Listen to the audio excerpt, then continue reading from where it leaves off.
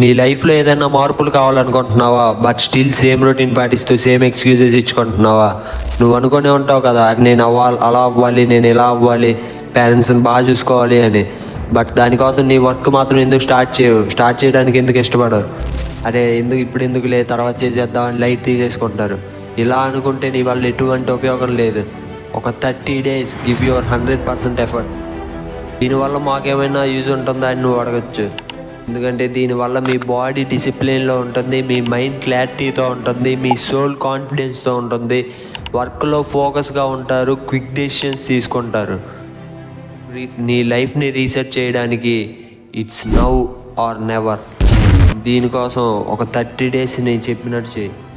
Wake up before 6 AM, phone పక్కన పెట్టే, book open చేయి, 1 hour చదువు. ఎందుకంటే అప్పుడే మైండ్ సైలెంట్ స్టేట్లో ఉంటుంది. అప్పుడు చదివితే లెర్నింగ్తో పాటు నాలెడ్జ్ మెమరీలో పర్మనెంట్గా ఉండిపోతుంది. ఫోన్ ఓపెన్ చేసి రీల్స్ చూస్తే డోపమైన్ స్పైక్ అవుతుంది, బట్ బుక్ ఓపెన్ చేస్తేనే బ్రెయిన్ షార్ప్ అవుతుంది.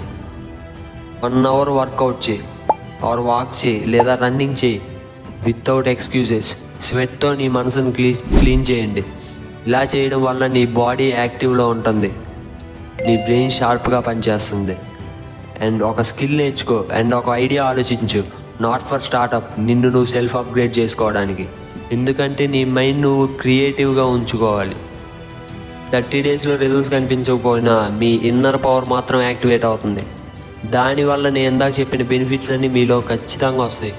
మీలో ఉండే బీస్ట్ని, జీనియస్ని అండ్ ఒక లీడర్ని యాక్టివేట్ చేయడానికి this is not a challenge, it's a transformation to upgrade your self. ఎప్పుడు స్టార్ట్ చేయాలి, ఎక్కడ స్టార్ట్ చేయాలి అని అడగద్దు. Today is the best time to start. Let's begin.